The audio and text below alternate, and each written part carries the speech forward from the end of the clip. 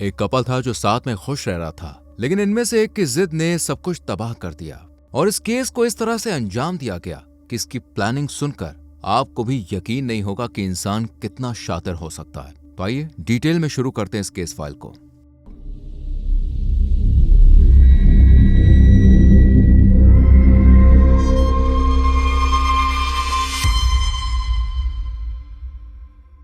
अक्टूबर 2025 की सुबह दिल्ली के तीमारपुर के गांधी विहार इलाके में चारों तरफ सन्नाटा पसरा हुआ था। हर कोई गहरी नींद में सो रहा था, लेकिन अचानक एक जोरदार ब्लास्ट के साथ हर किसी की आंख खुल गई और जब पास के ही एक अपार्टमेंट पर नजर पड़ी तो वो आग में धधक रहा था। आग की लपटें पूरे घर को राख में तब्दील करने की जुस्तजू में लगी हुई थी। इस भयानक आग को देखकर पड़ोसियों ने जल्दी से फायर ब्रिगेड टीम को बुलाया और आग शांत करने की कोशिश की। आग तो टीम ने पानी की बौछार से शांत कर दी थी, लेकिन अंदर का जो नजारा था उसने हर किसी का दिल बेचैन कर दिया था। जैसे ही टीम घर की तरफ बढ़ी तो देखा कि अंदर से कुंडी लगी हुई है, यानी अंदर कोई तो था। टीम ने किसी तरह कुंडी खोलकर कदम अंदर रखे तो सामने कमरे में एक लड़के की बॉडी बदहवास हालत में पड़ी हुई थी। उसकी बॉडी बुरी तरह से जल चुकी थी। ये देखकर लोगों ने जल्दी से पुलिस को भी फोन खटका दिया और बॉडी का नाम सुनकर पुलिस की टीम भी फौरन ही यहाँ पहुंच गई। और बॉडी को देखने के बाद जब आस-पास नजर घुमाई तो उन्हें विंडो एसी फटा हुआ मिला, साथ ही एलपीजी सिलेंडर के भी टुकड़े टुकड़े हो चुके थे।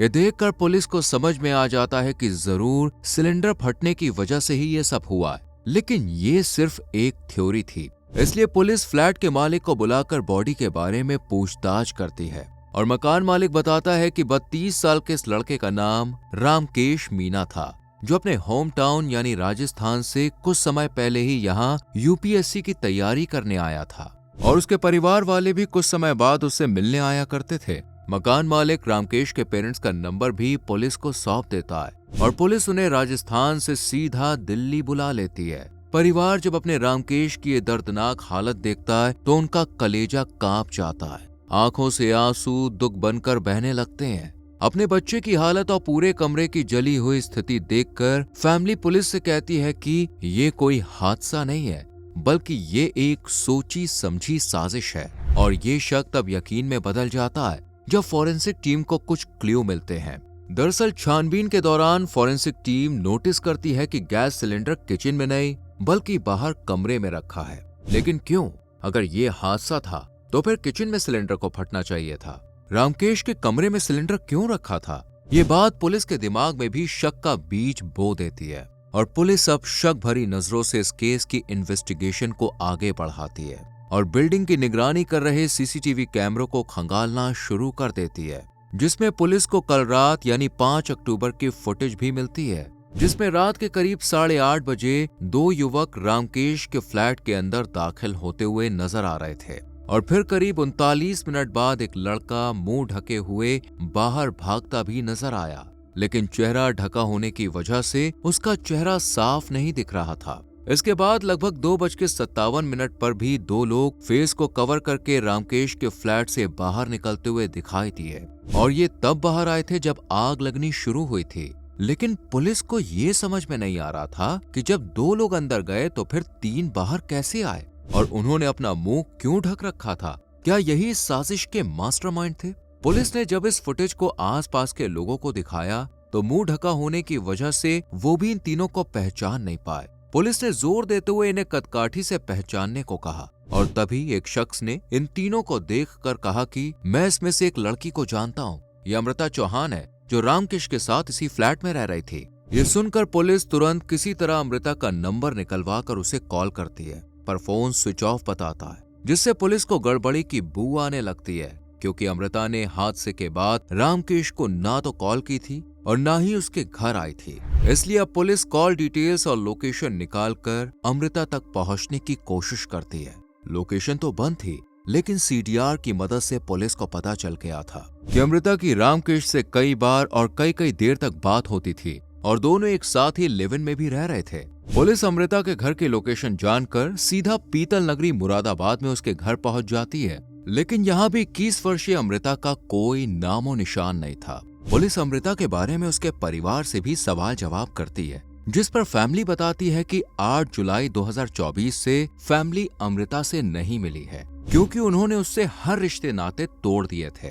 उसे प्रॉपर्टी से भी बेदखल कर दिया था, क्योंकि वो एक बिगड़ैल लड़की थी जो माँ बाप की बात ना मानकर आए दिन अलग अलग लड़कों के साथ रिलेशन बनाती थी। इसलिए परिवार ने उसे घर से बाहर निकाल दिया था।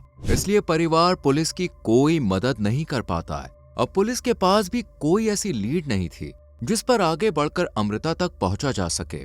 इसलिए पुलिस अब लोकेशन को ट्रैक करने की कोशिश में जुट जाती है। अमृता से जुड़े हर इंसान से इन्वेस्टिगेट करती है, लेकिन किसी को अमृता की खैर खबर नहीं थी। और फिर आता है 18 अक्टूबर 2025 का दिन। इस दौरान पुलिस को दिल्ली के छतरपुर से अमृता की लोकेशन मिलती है और मुखबिर पुलिस को पुख्ता यकीन के साथ बताता है कि अमृता चौहान छतरपुर में ही है। ये दावा देखकर पुलिस भी टीम लेकर वहां पहुंच जाती है और आखिरकार अमृता को धर दबोच लेती है। और पुलिस को देखकर अमृता के मासूम चेहरे पर डर के बादल मंडराने लगते हैं, जिसे पुलिस भी नोटिस कर लेती है और गिरफ्तार करके पुलिस स्टेशन में ले आती है।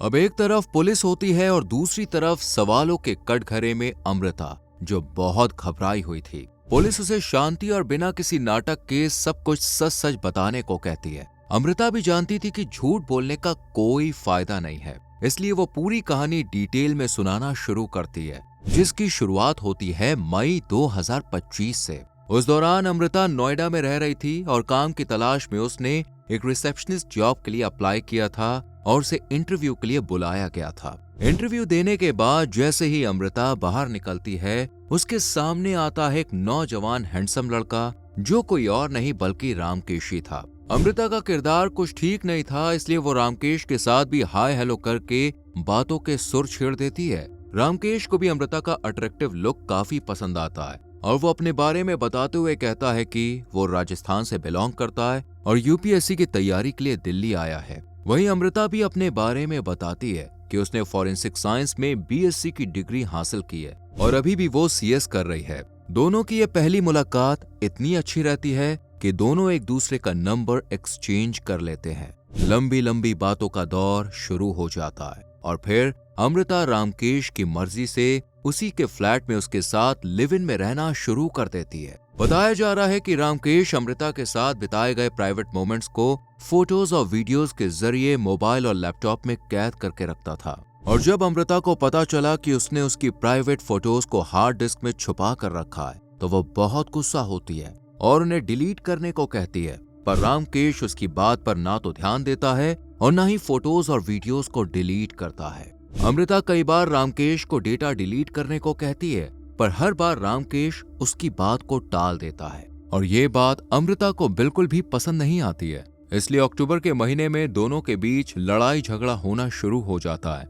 और महज 5 महीने बाद ही दोनों का खुशहाल लिव इन रिलेशनशिप झगड़ों की आग में झुलस उठता है। और इसकी वजह थी हार्ड डिस्क में सेव अमृता के फोटोज और उसकी वीडियोस, जिन्हें रामकेश डिलीट करने के लिए बिल्कुल भी तैयार ही नहीं था। इस सबसे परेशान होकर एक दिन अमृता दिल्ली से मुरादाबाद की तरफ रुख करती है, जहां उसका एक्स बॉयफ्रेंड सुमित कश्यप रहता था। अमृता जब दिल्ली आई थी तो उसने सुमित कश्यप पर ध्यान देना बंद कर दिया था, क्योंकि यहाँ उसे नए बॉयफ्रेंड के रूप में रामकेश मिल गया था। आपको बता दें, सुमित एक हॉकर था जो घर घर जाकर एलपीजी सिलेंडर बांटता था। खैर, अमृता सुमित के पास जाकर उसे अपनी मीठी मीठी बातों में उलझाते हुए रामकेश के बारे में बताती है। साथ ही ये भी बताती है कि रामकेश ने अमृता की कुछ प्राइवेट फोटोज को अपने लैपटॉप में सेव करके रखा है, पर वो उन्हें डिलीट नहीं कर रहा है। इतना कहकर अमृता रोने लगती है और उसके आंसू देखकर सुमित पिघल जाता है और उसकी मदद करने के लिए अपने दोस्त संदीप कुमार से बातचीत करता है।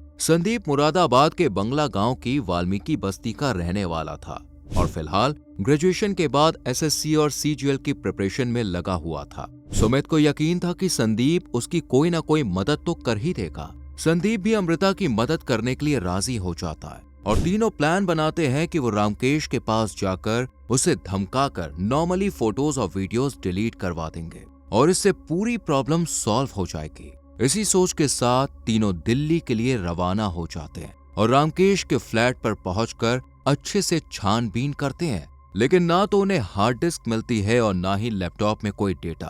और तो और रामकेश भी घर पर नहीं था, इसलिए संदीप और सुमित वहां से चले जाते हैं, जबकि अमृता वहीं रुक जाती है। और अगले दिन रात के समय संदीप और सुमित फेस को कवर करके फिर से रामकेश के फ्लैट में दाखिल होते हैं और उससे फोटोज की पूछताछ करने लगते हैं। पर रामकेश सीधे मुंह बात नहीं करता और उन पर भड़कने लगता है। ये देखकर संदीप और सुमित का भी पारा हाई हो जाता है, लेकिन फिर भी वो कंट्रोल नहीं खोते और उसे कुर्सी पर बैठाकर हाथ पैर बांध देते हैं और फिर से उससे हार्ड डिस्क के बारे में सवाल करते हैं। लेकिन रामकेश ने तो जैसे मानो कसम ही खा ली थी कि वो हार्ड डिस्क के बारे में ना तो किसी को बताएगा और ना ही फोटोज और वीडियोस का डेटा डिलीट करेगा। पहले तो संदीप और सुमित रामकेश को आराम से समझाते हैं, लेकिन जब वो उनके साथ कोऑपरेट नहीं करता तो फिर दोनों उसके साथ मारपीट करते हैं। ये देखकर रामकेश इन्हें रोकने की धमकाने की कोशिश करता है, इन्हें डराता है कि अगर उन लोगों ने उसके साथ दुर्व्यवहार करना बंद नहीं किया तो वो चीख चीख कर सब लोगों को यहाँ बुला लेगा। ये धमकी सुनकर अमृता, संदीप और सुमित तीनों गुस्सा हो जाते हैं और हार्ड डिस्क न देने पर सुमित गुस्से में चार्जर की लीड उठाता है और उससे रामकेश का गला दबा देता है और कुछ ही मिनट में रामकेश अपनी सांसें गवा बैठता है। रामकेश के दम तोड़ते ही संदीप कुमार बहुत ज्यादा खौफजदा हो जाता है, क्योंकि वो इसी प्लान के तहत यहाँ आया था कि रामकेश से सिर्फ डेटा डिलीट करवाना है, लेकिन यहाँ तो सुमित ने उसको जान से मार दिया जिसमें वो भी फंस सकता था। इसलिए संदीप तुरंत ही वहां से भाग निकलता है, जो कि सीसीटीवी फुटेज में कैद भी हुआ था। अब सिर्फ अमृता, सुमित और रामकेश की बॉडी कमरे में मौजूद थी। अमृता किसी भी हाल में फंसना नहीं चाहती थी, इसलिए वो एक शातिराना प्लानिंग करती है जिससे सांप भी मर जाए और लाठी भी ना टूटे। यानी रामकेश अब नहीं रहा, ये खबर सबको मिल जाए और शक उन पर भी ना हो। अमृता रामकेश की बॉडी को जलाने का फैसला करती है ताकि पोस्टमार्टम ना हो। इसके लिए वो सुमित के साथ सबसे पहले रामकेश की बॉडी को आराम से बेड पर लेटाती है और फिर किचन से घी और तेल उठाकर लाती है और उन्हें रामकेश की बॉडी पर डाल देती है और फिर कमरे में रखी यूपीएससी बुक्स को लाकर उसके पन्नों को बॉडी पर सजा देती है जिससे आग अच्छे से जल सके। अब डायरेक्ट रामकेश को आग लगाते तो पुलिस को शक होता कि यह साजिश के तहत हुआ है, इसलिए सुमित सिलेंडर को हथियार की तरह इस्तेमाल करता है, क्योंकि वो सिलेंडर की अच्छी जानकारी रखता था। वो जानता था कि रेगुलेटर को खोलने के कितनी देर बाद उसमें से गैस लीक होकर आग पकड़ेगी। सिलेंडर के बारे में सुमित को A to Z नॉलेज थी,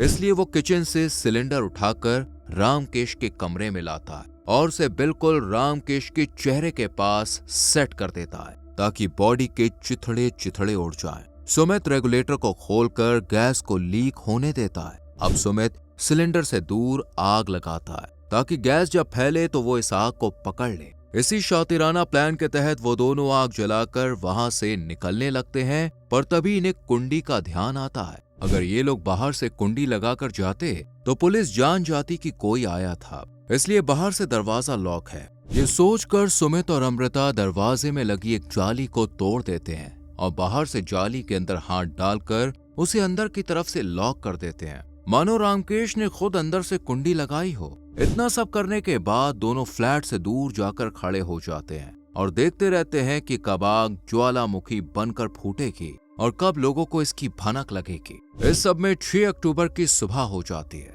और अचानक एक जोरदार धमाका होता है, क्योंकि अब सिलेंडर फट चुका था। आग ने विकराल रूप धारण कर लिया था और ब्लास्ट की आवाज से ही आसपास के पड़ोसी सब जाग उठते हैं और फौरन रामकेश के अपार्टमेंट की तरफ भागते हैं, जहां का नजारा सच में दिल दहला देने वाला था। पुलिस को जब रामकेश की बॉडी मिली थी तो उसकी बॉडी बुरी अवस्था में थी, शरीर के चिथड़े चिथड़े उड़ चुके थे और पोस्टमार्टम करना इम्पॉसिबल था, जैसा कि अमृता ने सोच रखा था। लेकिन फिर भी दोनों पकड़े गए, क्योंकि इन्होंने सिलेंडर को किचन में न रखकर कमरे में रख दिया था और सिलेंडर की यही गलत लोकेशन पुलिस के दिमाग में शक पैदा कर गई। पूरी कहानी सुनने और जानने के बाद पुलिस भी इस शातिराना प्लानिंग पर काफी ज्यादा हैरान होती है और 18 अक्टूबर को अमृता की गिरफ्तारी के बाद 21 अक्टूबर को मुरादाबाद से सुमित कश्यप और 23 अक्टूबर को संदीप कुमार को भी दबोच लेती है और तीनों को 2-2 दिन के पुलिस रिमांड पर भेज दिया जाता है और फिर अदालत में पेश करने के बाद इन्हें जेल में डाल दिया जाता है। हालांकि संदीप ने खुद को बेकसूर बताया है, क्योंकि ये सब अमृता और सुमित ने किया था। वो तो रामकेश को मारना ही नहीं चाहता था, इसलिए जब रामकेश की जान गई तो वो वहां से भाग गया।